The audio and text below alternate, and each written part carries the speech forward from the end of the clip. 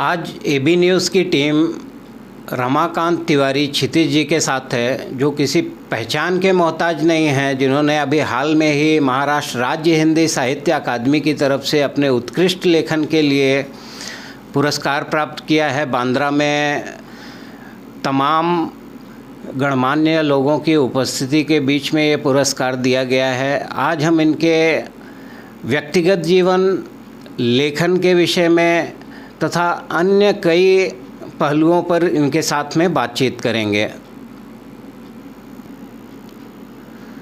आपको बता दें, जीवन संघर्ष नामक पुस्तक इन्होंने लिखी थी, जिसमें कहानियों का संग्रह है। आशुतोष राणा, अनूप जलोटा, चित्रा मुगदल और इस तरह की तमाम विभूतियों की उपस्थिति में इन्हें बांद्रा में पुरस्कार दिया गया। सबसे पहले तो क्षितिज जी, आपको बहुत बहुत बधाई है। दूसरा, सबसे पहला जो हमारा सवाल है, एबी न्यूज़ का जो सबसे पहला सवाल है, रमाकांत तिवारी क्षितिज, क्षितिज टाइटल लगाने का क्या मतलब हुआ? सबसे पहले तो मैं एबी न्यूज़ का शुक्रिया अदा करना चाहूँगा कि आप मुझ जैसे व्यक्ति पर भी ध्यान रखते हैं। और उसके पहले मैं महाराष्ट्र सरकार और महाराष्ट्र राज्य हिंदी साहित्य अकादमी, उसके कार्याध्यक्ष डॉक्टर सीता प्रसाद दुबे जी और उनके टीम जो उसके सदस्य हैं, साथ ही साथ मेरे जो कल्याण के मित्र हैं, शुभचिंतक हैं, और इसी के साथ अमेठी के जो मित्र हैं, शुभचिंतक हैं, उन सब का शुक्रिया अदा करना चाहूँगा कि उन सब के स्नेह और प्रेम के कारण ही मुझे यह पुरस्कार मिला है और उन्हीं सब की प्रेरणा से ये सब मैं लिखता हूँ। एक बार फिर से आपकी पूरी टीम का शुक्रिया करना चाहूँगा। और जहाँ तक क्षितिज का सवाल आपने किया कि क्षितिज नाम क्यों है, व्यक्तिगत आपने बात पूछी है, तो मैं ऐसा मानता हूँ कि जो सारा संसार है क्षितिज की तरह है। अब क्षितिज की तरह वो इस तरह है कि जहाँ धरती और आसमान आपस में एक दूसरे से मिलते हुए दिखते हैं, उसी को हम क्षितिज कहते हैं। सच्चाई ये है कि हम कहते हैं कि जो आँखों से दिखे सच होता है, लेकिन क्षितिज सच नहीं होता, दिखता है लेकिन होता नहीं है। और क्षितिज की एक खासियत और है कि हर व्यक्ति का अपना अपना क्षितिज है। जैसे हम लोग इस समय कल्याण में बैठे हैं तो हमारा क्षितिज यहीं आसपास है, कोई अमेरिका लंदन में है तो उसका क्षितिज वहाँ है। और क्षितिज के जितना करीब जाए क्षितिज उतना दूर हो जाता है। जीवन भी कुछ इसी तरह है, जो हमें मिलता है हमें लगता है कि ये मिल जाए तो हमारा जीवन पूरा हो जाएगा, ज़रूरतें पूरी हो जाएंगी। जब वो पूरी हो जाती हैं तो फिर लगता है कि थोड़ी दूरी फिर से हो गई। तो क्षितिज इसी तरह है। तो मुझे लगता है जीवन जो है मनुष्य का क्षितिज की तरह है, तो इसलिए मैंने अपना उपनाम जो है क्षितिज रखा है और उसको जीने की कोशिश कर रहा हूँ नहीं, फिर भी होने की कोशिश कर रहा हूँ। जी जी, हाँ जी, कि जहाँ पे रहें उसी के हिसाब से अपने को ढालें, उसी के हिसाब से ढालें। और सच्चाई ये है कि जैसे हम, चूँकि मैं थोड़ा अध्यात्म में रुचि रखता हूँ, तो सच्चाई तो ये है कि संसार में ईश्वर के सिवा और कुछ है नहीं, हम सब भी उसके स्वरूप ही हैं। तो हम हैं नहीं, फिर भी मान लेते हैं कि आप मिश्रा जी हैं, मैं क्षितिज हूँ, रमाकांत हूँ। असलियत में हम ये हैं नहीं, ये हमारा शरीर है जिसका नाम है, उसका नाम ये रमाकांत क्षितिज शरीर का नाम है।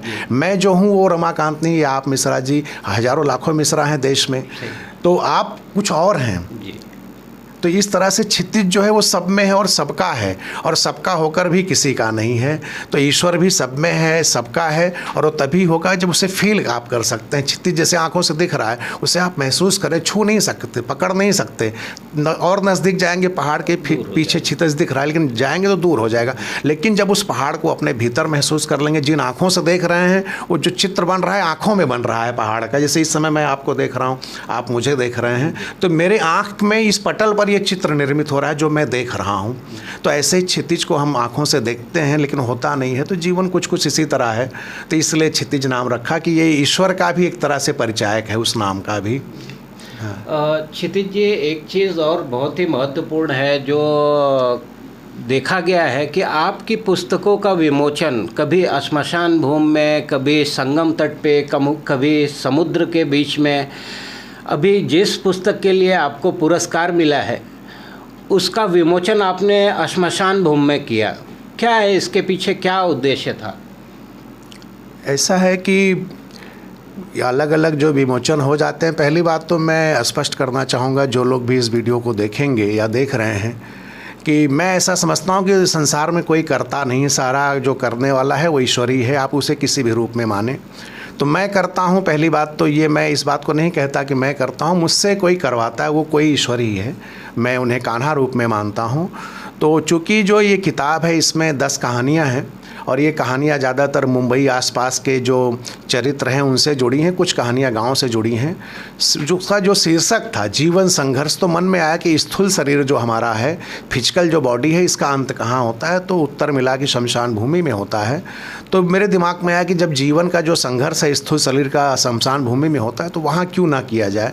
फिर बाद में थोड़ा सा मन में ये भी आया, चूँकि पुस्तक की बात है, कोई विरोध ना करे, कोई इसे पवित्रता वगैरह से ना देखे और या पवित्रता से, तो मैंने इस पर जब थोड़ा सा चिंतन किया और किसी से थोड़ी मदद ली तो मुझे गरुड़ पुराण में इसका एक समाधान भी मिला। गरुड़ पुराण में एक श्लोक है, वो मुझे तो ठीक से श्लोक नहीं याद है, लेकिन उसका सामान्य अर्थ है कि शमशान भूमि, बहुत बड़ी बीमारी, स्त्री से संबंध, ऐसे कुछ जगह हैं जहाँ पर मनुष्य को स्वयं ज्ञान होता है, उससे किसी गुरु की ज़रूरत नहीं पड़ती है। तो शमशान भूमि में चूँकि स्वयं ज्ञान होता है तो जहाँ ज्ञान है वहाँ सरस्वती है, और जहाँ सरस्वती है, सरस्वती की प्रतीक ये किताबें हैं। तो मेरे मन में आया कि चूँकि सरस्वती की प्रतीक किताबें हैं तो वहाँ क्यों ना इसका विमोचन किया जाए। और उस समय कोरोना वही जा रहा था, सारे लोग मास्क लगाकर वहाँ पर विमोचन हुआ था और उस विमोचन में हमने किसी को विशिष्ट अतिथि भी नहीं बनाया था। जो शमशान भूमि का मुख्य कर्ता धर्ता है उसी के हाथों इसका विमोचन कराया गया था। और उसका सिर्फ यही रीज़न था कि शमशान भूमि कोई अपवित्र जगह नहीं है, शमशान भूमि कोई अपवित्र चीज़ नहीं है। और वहीं पर जब जहाँ सबको जाना है वो अपवित्र कैसे हो सकती है, और अगर वो अपवित्र है तो वहाँ की भस्म शिव कैसे लगाते हैं? तो जहाँ की भस्म को शिव लगाएं उससे पवित्र कोई जगह नहीं हो सकती। तो इसलिए शमशान भूमि में विमोचन किया था। और एक किताब जिसका आपने जिक्र किया कि संगम तट पर नाव के ऊपर, उसका कारण ये था कि उस किताब का शीर्षक इत्तेफाक से काश 8वीं संतान लड़की होती था, कविता संग्रह था। तो ऐसे मेरे मन में आया कि मैं अमेठी का रहने वाला हूँ, तो बचपन से सुन रहा हूँ कि गंगा जमुना सरस्वती का संगम है, सरस्वती वहाँ अदृश्य रूप में है। तो ऐसे ही विचार आया कि जहाँ सरस्वती हैं वहाँ विमोचन क्यों ना हो। तो हम लोग वहाँ गए और नाव को बुक किया और उस पर मंच बनाकर वहाँ विमोचन किया गया। और चूँकि अमेठी का हूँ, संगम के पास का हूँ और वहाँ सरस्वती अदृश्य रूप में हैं, तो इसलिए वहाँ विमोचन किया था। और तीसरा जो आपने एक पूछा, समुद्र में एक विमोचन किया है, अभी एक हाल ही में पुस्तक आई है, तो उसका समुद्र में विमोचन करने के पीछे एक उद्देश्य था कि चूँकि वो किताब विवाह से संबंधित थी, पहली बार शायद ऐसा हुआ है कि कोई विवाह की निमंत्रण पत्रिका पुस्तक के रूप में है। उसमें अवधी में, हिंदी में विवाह संस्कार से जुड़ी बहुत सारी रीति रिवाज परंपराओं की जानकारी है और साथ ही साथ पिता माता बेटी इन सब रिश्तों पर कुछ कविताएँ हैं। और चूँकि मैंने ऐसा सुना है, बहुत इस क्षेत्र का मैं माहिर नहीं हूँ, लेकिन पौराणिक कथाओं में सुना है कि संसार में जो कुछ है ये समुद्र मंथन से मिली हुई चीज़ों से बना है। जब देव दानव ही ब्रह्मांड में थे और उन्हें लगा कि सृष्टि की रचना की जाए, तो उन लोगों ने उनके सामने ये समस्या आई कि देव दानव को तो कुछ चाहिए नहीं, वो सारी चीज़ें अपने लिए बना लेते हैं। उन्हें अनाज नहीं चाहिए, उन्हें कोई घर नहीं चाहिए, लेकिन जब वो प्राणी बनाएंगे तो उससे बहुत सारी चीज़ें लगेंगी। तो उन चीज़ों के लिए समुद्र का मंथन किया गया और वहीं से जो जो चीज़ें निकली, चाहे दवा हो, चाहे पर्वत हो, चाहे नदियाँ हो, सारा कुछ वहीं से निकला। तो मुझे लगा कि जहाँ से सृष्टि ही निकली है, हम सब की उत्पत्ति वहीं से हुई, तो मुझे ऐसा लगता है समुद्र से ही होकर हम सब आए। और आज भी धरती पर जो चाहे मौसम हो, चाहे कोई सामान हो, वो सब बरसात हो, सब समुद्र पर आधारित है। तो मुझे लगा कि इन्हें मान देते हुए इनकी गोद में क्यों ना विमोचन किया जाए। तो इस तरह से एक विमोचन हमने समुद्र की लहरों के बीच में किया था। क्षितिज जी, लेखन के लिए क्या कोई विशिष्ट शैली आप अपनाते हैं? किसी विशिष्ट शैली के पूजक के रूप में आप हैं? नहीं, मैं इस बारे में तो मैं हर किताब में ये लिखता हूँ मेरी भूमिका में कि मैं कोई लेखक कवि नहीं हूँ। सही बात तो ये है, आप इंटरव्यू ज़रूर ले रहे हैं, आपका शुक्रिया है। एक लेखक कवि के नाते मैं आपको कोई इंटरव्यू नहीं दे रहा हूँ, इसलिए कि मैं हूँ नहीं, मैं जानता हूँ। मैं जो दिमाग में कोई विचार आ जाते हैं, और विचार मेरे अपने नहीं हैं, विचार देश समाज द्वारा प्रेरित होते हैं, परिवार के मेरे जो संस्कार हैं उससे प्रेरित हैं, माता पिता से प्रेरित हैं। तो जो चीज़ मेरी है ही नहीं, किसी और ने विचार दिया और मैंने उसे लिख दिया। तो मैं इस तरह से इसको समझता हूँ कि जैसे कोई लेखक है, कुछ लिख रहा है और वो एक कलम यूज़ करता है, या आजकल आप लोग कीपैड यूज़ करते हैं, तो कीपैड वाला रोल मेरा है कि मुझे कोई विचार दे रहा है, मैं कलम वाला काम कर रहा हूँ, मुझसे लिखा जा रहा है, लिखवा कोई और रहा रहा है। तो इसलिए मैं इस बारे में ये नहीं कह सकता कि मैं क्या लिखता हूँ क्या नहीं। लोग पसंद करते हैं, ये उनकी कृपा है कि वो पसंद करते हैं, अपने आप से जोड़ते हैं। और कुछ लोग तो इतना भी पसंद करते हैं कि जब किसी डिप्रेशन में होते हैं, खास करके कई मेरे मित्र हैं, जानने वाले हैं, जो कहते हैं कि हम जब कभी डिप्रेशन में होते हैं, समस्या में होते हैं, तब आपके लेख हमें बहुत काम आते हैं और हम पढ़ते हैं तब। तो इस तरह से आप देख सकते हैं, कवि हो गए, लेखक हो गए, इनकी बातों की गहराइयों को समझना इन्हीं के स्तर के लोगों के बस की बात होती है। और किस तरह की सोच रखते हैं, जहाँ न जाए रवि वहाँ पहुँचे कवि, इस तरह की सोच रखने वाले लेखक कवि होते हैं। ये इनका बड़प्पन है कि ये अपने को न लेखक मानते हैं न कवि मानते हैं। अब हम इनके व्यक्तिगत जीवन के बारे में कुछ जानने की कोशिश करेंगे। व्यक्तिगत जीवन के बारे में उत्तर प्रदेश के अमेठी ज़िले से और मुंबई में आके अपने आप को स्थापित करना, ये काफ़ी बड़ी और लोगों को प्रेरणा देने वाली चीज़ है। तो हम क्षितिज जी से जानेंगे कि व्यक्तिगत जीवन कैसा रहा, पढ़ाई लिखाई के टाइम में कैसा रहा, फिर वहाँ से मुंबई, अमेठी से मुंबई तक का सफ़र कैसा रहा, उसके बारे में थोड़ी जानकारी दीजिए। व्यक्तिगत जीवन कुछ इस तरह है कि पिताजी मेरे मुंबई में ही रहते थे और मेरी शिक्षा दीक्षा भी प्राइमरी की ज़्यादातर मुंबई भांडुप में हुई है। कुछ साल मैंने पढ़ाई की है उत्तर प्रदेश में। हाँ, 10th के बाद ज़्यादा पढ़ाई वहाँ हुई। उसके बाद फिर से मुंबई में हमने MA भी किया, B.Ed भी किया, KC कॉलेज से PhD भी की। तो ये मुंबा देवी की बहुत बड़ी कृपा है कि वहाँ से जब 95 में दूसरी बार आए तो ये सोच कर नहीं आए थे कि फिर से यहाँ पढ़ाई करूँगा। यही उद्देश्य था कि रोजी रोटी कमाएंगे, परिवार चलाएंगे। तो ये मुंबा देवी की कृपा और यहाँ की माटी की कृपा है, यहाँ के लोगों की कृपा है कि उन्होंने मुझे धन दौलत उतना दिया जितनी हमारी ज़रूरत है, उससे ज़्यादा ही है। तो धन को मैं इतना ही महत्व भी देता हूँ कि जो हमारी ज़रूरतें हैं सामान्य पूरी हो जाएं, तो उसे मैं समझता हूँ वो संपन्न व्यक्ति है। तो ईश्वर कृपा से उस तरह से मैं संपन्न हूँ। तो धन के साथ साथ में फिर से मेरी 7 साल के बाद पढ़ाई शुरू हुई और फिर से मैंने यहाँ MA किया, B.Ed किया और KC कॉलेज से PhD की। और हमारे जो आदरणीय गुरु जी हैं डॉक्टर शीतला प्रसाद दुबे जी, उनके निर्देशन में मैंने PhD की। और मित्रों ने बार बार प्रेरित किया। और मैं आपको बताना चाहूँगा कि जब मैं 10th में पढ़ता था भांडुप में ही, तो सबसे पहला लेख मेरा जो जीवन में कहीं छपा है पत्रिका में स्कूल के, वहीं छपा था। और मुझे याद है उसका शीर्षक था, मनुष्य स्वयं अपने भाग्य का निर्माता होता है। ये पहले लेख जो मेरा लेख था उसका शीर्षक था। और उसमें मैंने किसी की मदद की थी, एक प्रतापगढ़ के गुरुजी थे, उनसे मैंने मदद ली थी उसमें लिखने में। तो इस तरह से लेखन का कार्य अगर पूछेंगे तो जब से 10वीं में पढ़ रहा हूँ तब से कर रहा हूँ। लेकिन विधिवत रूप से 1999 से लगभग 24 साल तो हो गए कि कुछ ना कुछ लिखता रहता हूँ। और किताब के रूप में 2007 से। तो ये रुचि कैसे आई, किसी को देख के, किसी को पढ़कर कैसे ये प्रेरणा मिली कि अपने को लेखन के क्षेत्र में आना है? प्रेरणा के लिए मैं कह सकता हूँ कि कबीरदास, विवेकानंद और कुछ हद तक रजनीश ओशो भी मुझे प्रेरित करते हैं। शुरुआती दिनों की बात कर रहा हूँ, उसके बाद तो मुझे हर व्यक्ति प्रेरित करता है। आप भी इस समय मेरे सामने बैठे हैं, आप यहाँ से जाएंगे लेकिन मैं आपसे कुछ ना कुछ ले लूँगा और आपको पता भी नहीं चलेगा। सामने कैमरामैन हैं शुक्ला जी, इनसे भी मैं कुछ ना कुछ ले लूँगा। तो सभी लोग प्रेरित करते हैं। अब कोई व्यक्ति एक ही करता है, वस्तुएं प्रेरित अब तो करती हैं। अब तो ऐसी स्थिति है कि मैं वस्तुओं से भी प्रेरित होता रहता हूँ। प्राणियों की तो बात छोड़िए, उसमें पक्षी भी आते हैं, पेड़ पौधे भी प्रेरित करते हैं। स्कूल में जो लगे पौधे या जो सामने ये पौधा है, ये भी मुझे प्रेरित करता है और इससे भी कुछ सीखता रहता हूँ जी। अभी किस विषय पे, क्या चीज़ के ऊपर लेखन कार्य जारी है? इस समय मेरी कई किताबें प्रिंटिंग में हैं। RK प्रकाशन मुंबई का है, जिसके कर्ता धर्ता राम कुमार जी हैं, भाई राम कुमार जी। ज़्यादातर मेरी किताबों का प्रकाशन उन्होंने किया है। तो मेरी एक अब्दुल बिस्मिल्लाह जी हैं, ये रिटायर्ड प्रोफेसर हैं। इनके साहित्य पर मेरी 2 किताबें आ रही हैं, एक उनके उपन्यासों पर, एक कहानियों पर, वो जल्द आने वाली हैं। और एक मेरी लघु कथाओं की किताब है, उसका शीर्षक है माई सेल्फ गोबर प्रसाद। उसमें छोटी छोटी कहानियाँ हैं। तो एक वो आ रही है और एक किताब और आ रही है जिसमें मेरे संस्मरण हैं, गांव के संस्मरण हैं, यहाँ के हैं, अपना अपना क्षितिज शीर्षक से।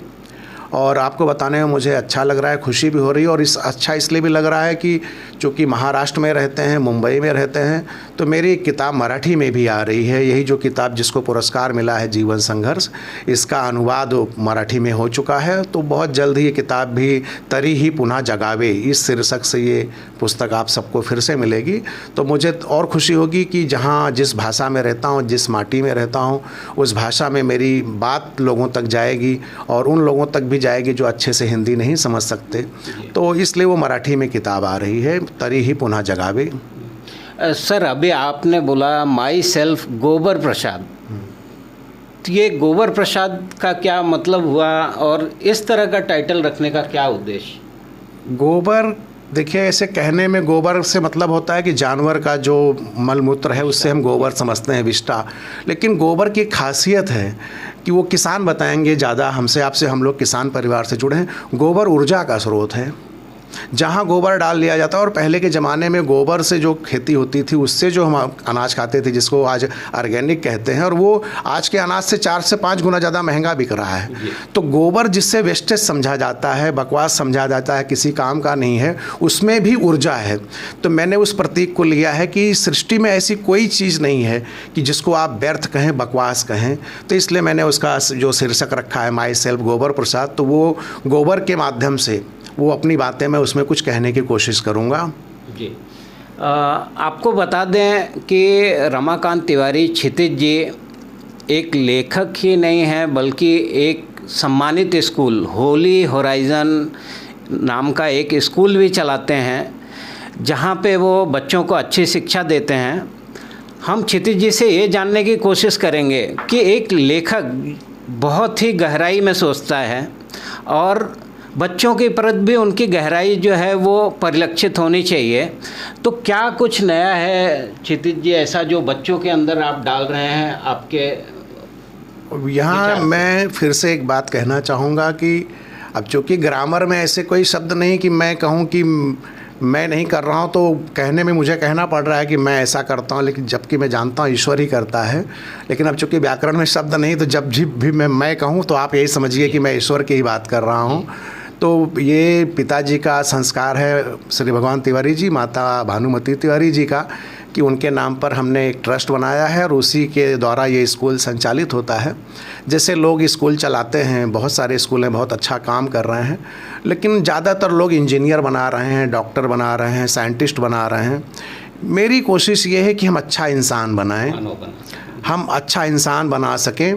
तो इस दिशा में अच्छा इंसान बनाने के लिए ज़रूरी है कि व्यक्ति की संवेदना जिंदा रहे, उसका जो हृदय की कोमलता बनी रहे। तो स्कूल में ऐसे बहुत सारे आयोजन करते हैं जिससे बच्चों में अपने माता पिता के प्रति, अपने दादा दादी के प्रति, देश के प्रति, समाज के प्रति, अपनी भाषा के प्रति उनको मान बना रहे। इसके संदर्भ में हम क्या करते हैं, पिछले जब से विद्यालय शुरू हुआ है, हम हर साल माता पिता का पूजन दिवस मनाते हैं और उस दिन बच्चे अपने माता पिता का पूजन करते हैं। पूजन से मेरा अभिप्राय ये नहीं कि माता पिता को देवता बना देना, और देवता बन भी नहीं सकते, देवता देवता है, मनुष्य मनुष्य है। लेकिन अगर ये भाव वो रखेंगे कि माता पिता देवता जैसे हैं, तो कम से कम इंसान जैसा व्यवहार तो उसके साथ करेंगे।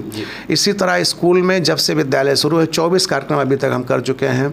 दादा दादी सम्मान समारोह, उसमें हम स्कूल में दादा दादी को बुलाते हैं और उनको 4-5 घंटे का कार्यक्रम होता है। उनको खेल खिलाते हैं, उनकी अंताक्षरी कराते हैं और बहुत सारे फ़नी गेम कराते हैं कि 4-5 घंटे कम से कम वो प्रसन्न रहें, उन्हें कुछ उपहार देने की कोशिश करते हैं। और इसके पीछे भी यही उद्देश्य होता है कि जब हम बच्चों से कहते हैं कि माता पिता की सेवा करो, दादा दादी की सेवा करो, तो सिर्फ कहें ना, करके दिखाएं। तो जब कर दिखाते हैं तो उसका असर उनके परिवार पर पड़ता है कि आज दादाजी स्कूल गए, क्यों गए, आज उनका सम्मान है।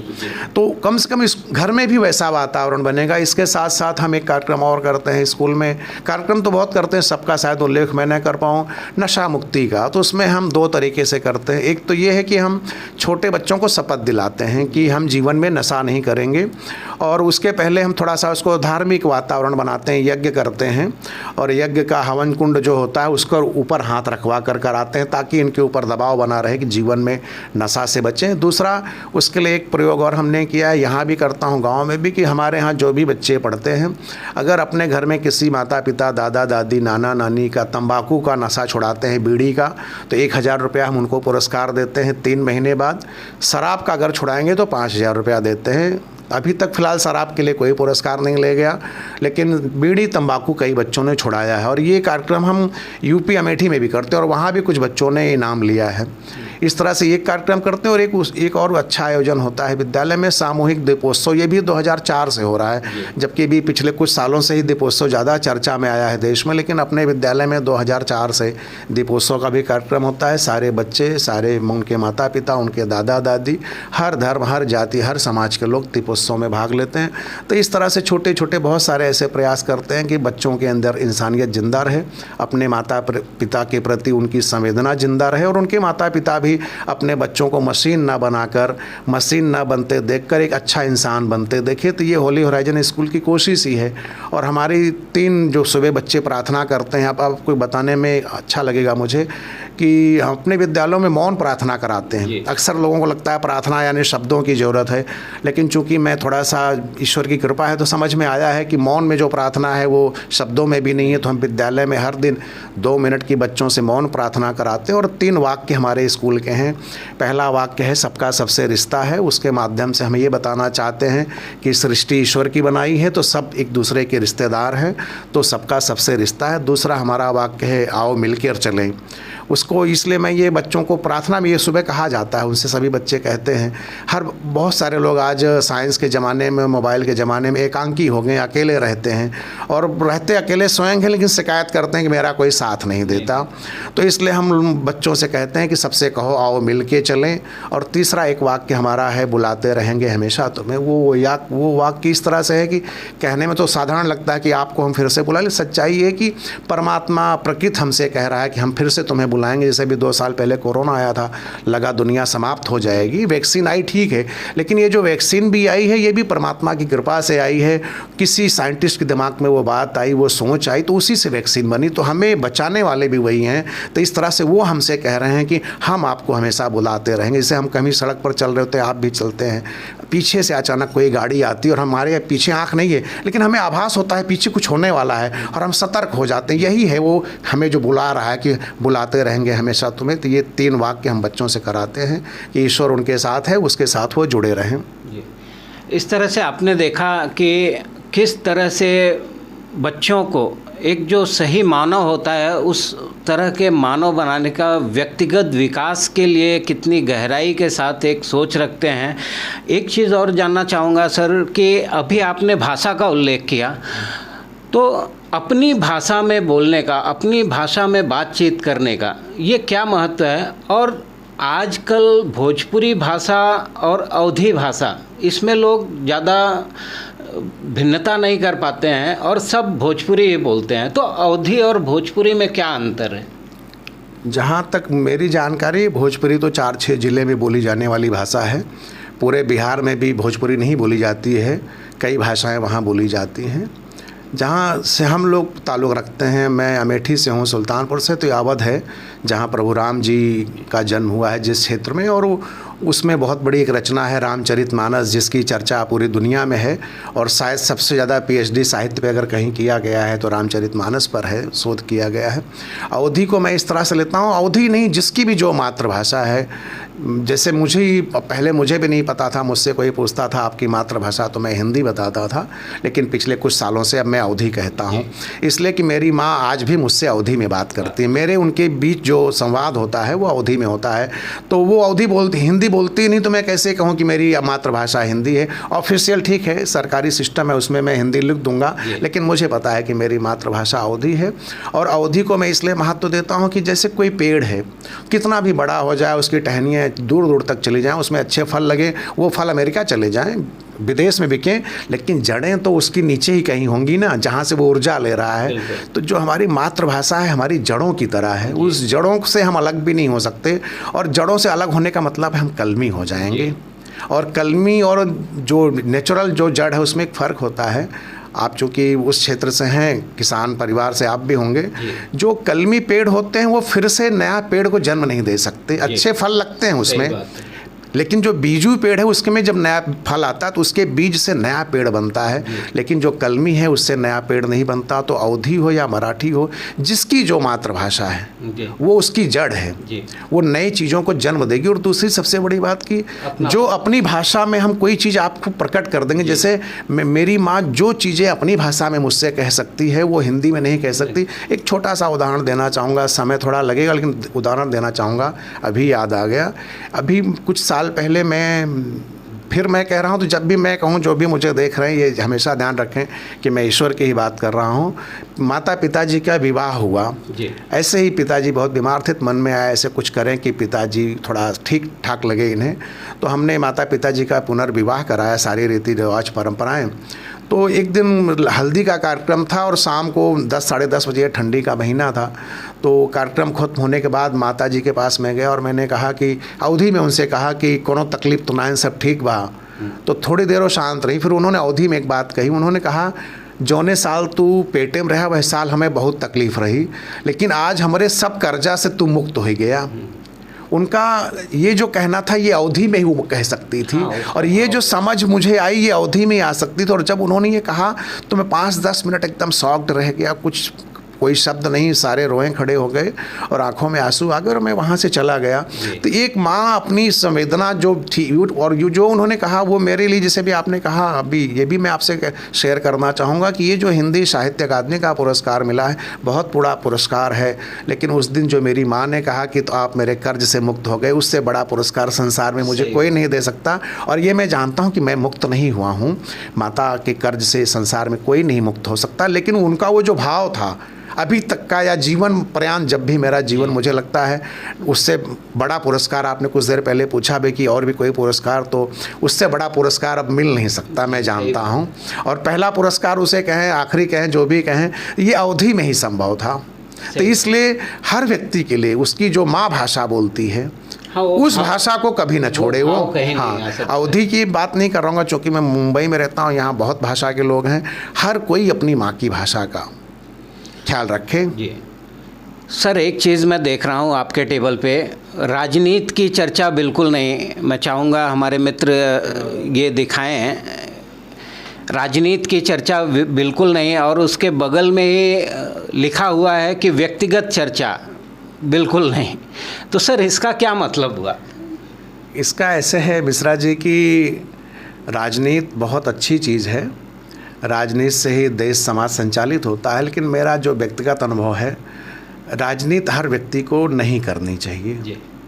और इसलिए नहीं करनी चाहिए कि जैसे मैं शिक्षक हूँ तो मैं एक अच्छा शिक्षक बनने की कोशिश करूँ, कोई डॉक्टर है तो अच्छा डॉक्टर बनने की कोशिश करूँ, कोई खिलाड़ी अच्छा खिलाड़ी बने। राजनीति एक ऐसी जगह है कि यहाँ हर व्यक्ति जाकर कुछ ना कुछ करना चाहता है, खिचड़ी बना दिया है इसे। मैं स्वयं को उसके लायक बिल्कुल नहीं पाता, बिल्कुल, मतलब किसी परसेंट में मैं 0 भी नहीं कह सकता। तो और इसका एक अनुभव आपसे बताना चाहूँगा कि अभी पिछले साल हमने बच्चों में राजनीति को लेकर जागरूकता के लिए, चुनाव को लेकर खास करके जागरूकता एक कार्यक्रम हमने किया और बच्चों के चुनाव कराए, और चुनाव में शिक्षा मंत्री और गृह मंत्री ऐसे पद हमने दिए। और जब चुनाव शुरू हुआ तो शुरुआत में बच्चे क्लास के लिए वोट मांग रहे थे अपने अपने। चुनाव जब 4-5 दिन रह गया नहीं तो फिर अपने लिए मांगने लगे। नहीं, पहले सबसे पहले तो वो अपने 2-3 क्लास के लिए वोट मांग रहे थे, जो दूसरे क्लास में बच्चा था उसके लिए भी वोट मांग रहे थे। जब 2-3 दिन रह गया तो अपने क्लास के लिए मांगने लगे। और एक दिन मैंने उनको रैली का मौका दिया कि स्कूल में रैली कर सकते हैं। तो रैली में हालत ये हुई कि 10-15 मिनट में एकदम मारपीट होने की संभावना बन गई। मतलब असली राजनीति एकदम, ये बच्चों में मैंने देखा उसका असर। मैं राजनीति को बुरा कह ही नहीं सकता, उसी से संसार चल रहा है, मुझे अधिकार भी नहीं है, लेकिन उसका जो मैंने एक प्रयोग किया था वो बता रहा हूँ कि जब राजनीति की बात आई तो बच्चे आपस में लड़ने को तैयार हो गए और हमने वो रैली का कार्यक्रम रद्द करना पड़ा, चुनाव किसी तरह हो गया। तो ये मुझे जो बच्चों के थ्रू अनुभव मिला है कि ये बांटने का काम करती है ज़्यादा, जोड़ने से ज़्यादा। और चूँकि विद्यालय है, यहाँ सिर्फ जोड़ने का काम है। कोई पेरेंट्स आते हैं, कभी कभी किसी से व्यक्तिगत संबंध भी हैं तो वो राजनीति की चर्चा करते हैं, और उनसे ज़्यादा मैं अपने ऊपर भी ये कोशिश करता हूँ कि मैं इस पचड़े में ना पड़ूँ, ये मेरे लिए ठीक नहीं, बहुत अच्छी चीज़ है, पवित्र जगह है राजनीति, उसी से देश समाज पूरी दुनिया चल रही, लेकिन मैं उस लायक नहीं हूँ। तो मैं जिस लायक नहीं हूँ वहाँ अनाधिकृत रूप से जाकर कुछ ना करूँ। और विद्यालय में भी जो आए वो भी यहाँ शिक्षा की बात करे, उसके बच्चे की बात करे और अपनी बात करे, इससे बच्चे रहे। तो इसलिए हमने लिख दिया है कि राजनीति की चर्चा बिल्कुल नहीं। और वो उससे ज़्यादा मैंने अपने लिए लिखा है कि मैं गलती से किसी से इस विषय पर ज़्यादा चर्चा ना करूँ। जी। एक और चीज़ एकदम संक्षेप में आपसे पूछना चाहूँगा, नए लेखक हैं, नए लेखक जो आने वाले लेखक हैं, आप जैसे लोगों से उनको काफ़ी प्रेरणा मिलती है, तो क्या उनकी अहर्ताएँ होनी चाहिए, क्या उनको मुख्य रूप से अपनाना चाहिए? एक मिनट जी। देखिए, ऐसा है कि शुरुआत में मैंने कहा कि मैं स्वयं लेखक कभी नहीं हूँ, मैं जानता हूँ। अभी भी मैं जब हिंदी लिखता हूँ तो उसमें मात्रा वगैरह की गलतियाँ होती हैं, मैं अच्छी तरह जानता हूँ। तो मैं तो इस लायक नहीं हूँ कि मैं बताऊँ कि लेखक कवि को क्या होना चाहिए। लेकिन एक चीज़ ज़रूर कहना चाहूँगा कि आपको दुनिया में जो भी होना है, आप प्रेमपूर्ण बनिए, अपनी माँ को प्यार करिए, छोटे हैं तो बहनों को प्यार करिए, भाइयों को करिए, पत्नी को करिए, प्रेमिका से करिए, किसी से भी प्रेम करिए। जब आप प्रेम पूर्ण रहेंगे तो कोई भी रचना कर सकते हैं। रचना के लिए एक ही चीज़ मुझे लगता है ज़रूरी है कि आप प्रेम पूर्ण रहें। ईर्ष्या में, द्वेष में आप विध्वंस करेंगे, तोड़ फोड़ करेंगे, आप रचना नहीं कर सकते। जो बना है उसे तोड़ेंगे। तो लेखक कभी क्या करना चाहिए, मैं उसका अधिकारी नहीं हूँ कि मैं कहूँ ना, मैं जानता हूँ। जानता तो मैं पहले खुद ही करता, लेकिन इतना ज़रूर कहूँगा कि कुछ भी रचना करना है, सबसे बड़ी रचना करने वाली सृष्टि में माँ है। वो कुछ नहीं करती, कोई विधि नहीं अपनाती, सिर्फ प्रेम करती है। तो किसी भी रचना के लिए मुझे लगता है मूलभूत जो चीज़ है वो प्रेम है। और उसके लिए भी कुछ करना नहीं, प्रेम स्वभावता ईश्वर आपको दिया है, उसे मरने नहीं देना है जी। उस प्रेम को मरने नहीं देना है। हम सब प्रेम लेकर ही पैदा हुए हैं, हमारे अंदर प्रेम भरा हुआ है। अपने व्यक्तिगत इच्छाओं, सामाजिक परिस्थितियों से उसको हम मार देते हैं, उससे मरने से बचाना है। प्रेम लाना भी नहीं है, वो भीतर बहुत है, सागर की तरह, उसे सूखने नहीं देना है। तो मैं इतना ही कहना चाहूँगा कि लेखक कवि बनने के लिए क्या करना चाहिए मुझे नहीं पता, होगा तो मैं खुद ही करूँगा, लेकिन इतना जानता हूँ कि प्रेम पूर्ण बने रहें तो कोई भी रचना हो सकती है। बहुत बहुत धन्यवाद क्षितिज जी, आपका हमारे साथ ऐसे विद्वजनों के साथ में हमको भी इंटरव्यू करना बहुत अच्छा होता है। और हमारी टीम भी आप जैसे लोगों के साथ में मिलके काफ़ी कुछ सीखती है। हम चाहेंगे कि आपके आने वाले लेखन, आपके जो लेखन आने वाले हैं वो और अच्छे पुरस्कार प्राप्त करें। बहुत बहुत धन्यवाद।